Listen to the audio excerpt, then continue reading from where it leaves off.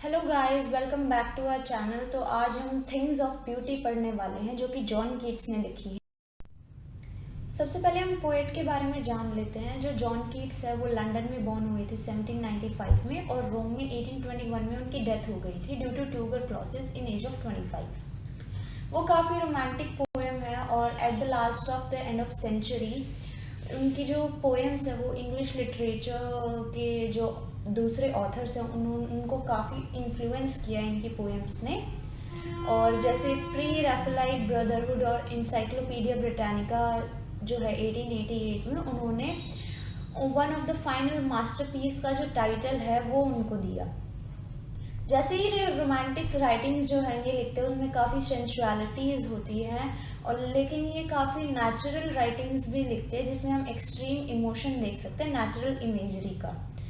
आज उनकी जो पोएम्स है एज अ लेटर जो है बहुत पॉपुलर वे में हमारे पास रहती हैं, जिसका एग्जांपल हम देख सकते हैं ode to nightingale, ode on a glacier, on sleep and poetry, और उनकी एक काफ़ी फेमस सोनेट जो है on first looking in Chapman's Homer.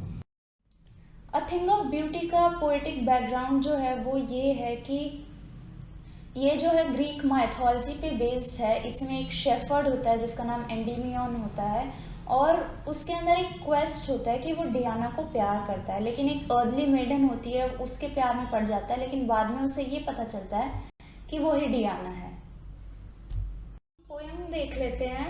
A thing of beauty is a joy for ever, its loveliness increases, it will never pass into nothingness, but will keep a bower quiet for us and asleep, full of sweet dreams and health and quiet breathing. यहाँ पे हम बावर का मतलब देख सकते हैं कि एक जो शेड जो ट्री प्रोवाइड करता है उसका मतलब होता है बावर। तो हम लाइंस को देख लेते हैं कि जो पोएट है वो हमें बता रहा है कि जो नेचुरल ब्यूटी होती है वो हमेशा जो है स्टे करती है और कभी ख़त्म नहीं होती। रादर या तो वो इंक्रीज होगी टाइम टू टाइम लेकिन कभी ख़त्म नहीं होती है, टाइम पास आउट होता रहता है और उसकी जो ब्यूटी है वो और इंक्रीज होती रहती है।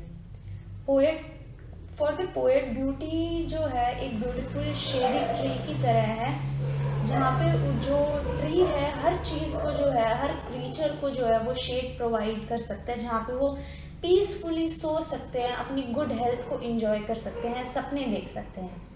लिटरेरी डिवाइस देख सकते हैं हम। यहाँ पे इन्होंने राइमिंग स्कीम यूज़ की है ए बी बी और सी की। जैसे हम देख सकते हैं फॉर एवर है, फिर नेवर है, कीप है, फिर स्लीप है, फिर ब्रीदिंग है जो एक सिंगल है, नीचे वैसा ही कोई मिलता जुलता वर्ड नहीं है। एलिट्रेशन यूज़ की है, कॉन्सोनेंट यूज़ किया है जो सेम वर्ड से शुरू हुआ है, जैसे स्लीप और स्वीट जो है वो यूज़ किया है। और फिर मेटाफर यूज़ किया है पोएट ने जो है बावर क्वाइट, मतलब इन्होंने बावर क्वाइट को कंपेयर किया है जो ट्री की जो शेड है उससे, जो ब्यूटीफुल थिंग्स जो है उसको शेड प्रोवाइड करती है।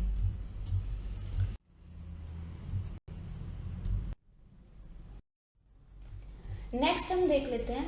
Therefore on every morrow are we reading a flowery band to bind us to the earth, spite of despondence, of the inhuman dearth, of novel natures, of the gloomy days, of all the unhealthy and over-darkened ways made for our searching. Yes, in spite of all, some shape of beauty moves away the pall from our dark spirits. यहाँ पे हम पहले एक बार rhyming scheme की बात कर लेते हैं। जो राइमिंग स्कीम जो है वो क्रिएट नहीं की है पोएट ने, क्योंकि जो सेंटेंस है वो जगह जगह ब्रेक हो रहे हैं और कोई भी राइमिंग स्कीम जो है वो नहीं बन पा रही है। अब हम इन लाइन्स को देख लेते हैं। मॉरो का मतलब होता है जो नेक्स्ट डे होता है, अपकमिंग डे जो होता है। रेडिंग यानी सराउंड इन सर्कल यानी किसी चीज़ को लपेटना। डिस्पॉन्डेंस यानी डिप्रेस्ड और ग्लूमी यानी सैड। पोएट जो है वो यहाँ पे कहना चाहता है कि हर जो दिन आगे जो आने वाला आता है वो फुलफिल करता है, ब्यूटी की तरफ से फुल होता है वो, क्योंकि जो नेचुरल ब्यूटी अगर लाइफ में ना हो तो लाइफ किसी काम की नहीं होती। ये जो ब्यूटी है सिर्फ यही जो है वो हमें डिज़ायर प्रोवाइड करती है जीने की, और जो सैड मोमेंट्स होते हैं लाइफ में, क्रूअल मोमेंट्स होते हैं लाइफ में, जो लोग होते हैं उनको सहन करने में जो ब्यूटी है वो हमारा साथ देती है। तो यहाँ पे जो पोएट है वो ये कहना चाहता है कि ब्यूटी के बिना जो अर्थ है वो कभी भी क्रूअल पीपल से खत्म हो नहीं सकता, वो पूरा भर जाएगा सैड और ग्लूमी मोमेंट से। ब्यूटी जो है वो गॉड क्रिएट करता है, जो हमें सैडनेस जो हमारे दिलों से उसको हटाने के लिए। लिटरेरी डिवाइस देखते हैं, एनाफोरा यूज किया गया है कि जो सेम वर्ड है दो कंसेक्यूटिव लाइंस में यूज हुआ है, जैसे of noble natures, of all the unhealthy. Alliteration use किया है, मेटाफर भी यूज किया है, इमेजरी यूज किया है। एक फ्लारी बैंड जो डिस्क्राइब किया, हम इमेज में देख सकते हैं, अगर खुद इमेजिन करें कि फ्लारी बैंड जो है वो लपेट रहा है। Such the sun, the moon, trees old and young, sprouting a shady boon, for simple sheep and such are daffodils, with the green world they live in, and clear rills that for themselves a cooling covert make giant the hot season, the mid forest break। यहाँ पे हम बून का मतलब देख सकते हैं कि एक जो हेल्पफुल थिंग होती है, बेनिफिशियल या फिर जो ब्लेसिंग होती है वो बून होती है।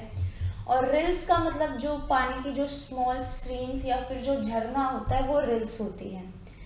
ब्रेक का मतलब एक प्रोसेस होता है स्लो का, लेकिन यहाँ पे जो ब्रेक है उसका मतलब है एक टाइप का प्लांट होता है, यानी थिक मस्क जो होता है, मोटा गुच्छा जो होता है, जो जंगली पेड़ जो होते हैं फॉरेस्ट में, उसका।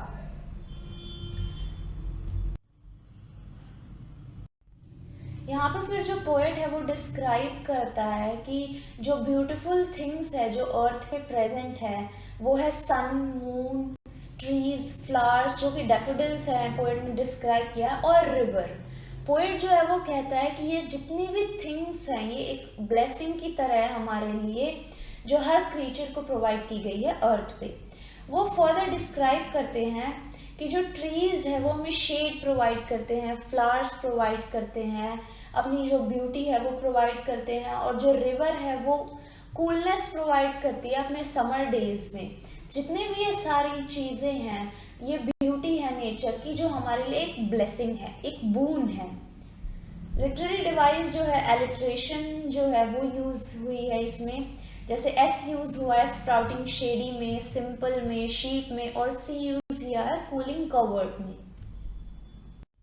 उसके बाद देख लेते हैं, rich with a sprinkling of fair musk rose blooms, and such too in a grandeur of the dooms. We have imagined for the mighty dead all lovely tales that we have heard or read, an endless fountain of immortal drinks pouring onto us from the heavens bring। यहाँ पे हम meaning देख लेते हैं। Grandeur का मतलब होता है जो हमें इम्प्रेस करे किसी चीज़ को, या फिर इम्पॉर्टेंट हो, हाईली रैंक हो। माइटी का मतलब होता है इनॉर्मस। इमॉर्टल का मतलब जो होता है वो नेवर डाइंग होता है, यानी इटर्नल। और ब्रिंक का मतलब होता है एज। तो जो पोएट है वो फर्दर कैरी करता है ब्यूटी की डिस्क्रिप्शन को और ब्यूटिफाई करता है कि जितनी भी नेचुरल चीज़ें हैं वो कभी ख़त्म नहीं होती। जैसे जो ब्यूटीफुल मस्क रोज़ जो है वो कितनी नाइस फ्रेगनेंस होती है उस चीज़ की, तो वो डिस्क्राइब करता है कि जो जंगली गुच्छा जो उगा हुआ है, जैसे जो फर्न्स है, प्लांट का जो फर्न्स है, उसके बीच में भी हम ब्यूटी को देख सकते हैं कि वहाँ पे मस्क रोज़ जो है वो उगा हुआ है।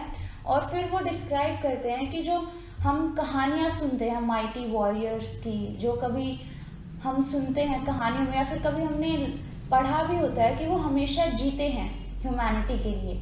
पोएट कहते हैं कि ये जितने भी ब्यूटीफुल थिंग्स हैं ये गिफ्ट हैं हमारे लिए गॉड की तरफ से, और वो एक नेक्टर की तरह है जो गॉड ने हमें दिया है कि हम उस चीज़ को ब्यूटिफाई करें, और वो इमॉर्टल है और वो हमें एक रीज़न देती है इस अर्थ पे जीने के लिए, despite of having so many sorrows. यानी जितने भी हमारे पास गम हो उन सब के अलावा भी हमारे पास जीने की एक वजह है जो भगवान ने हमें दी है, वो है ब्यूटी। तो ये पोएम इतनी ही थी। आई होप आपको समझ आई हो। यहाँ पे आप लिटरेरी डिवाइस भी देख सकते हैं, न्यू वर्ड्स भी देख सकते हैं जहाँ पे हर मुश्किल वर्ड का आपको मीनिंग भी मिल सकता है। आप स्लाइड रोक के भी देख सकते हैं।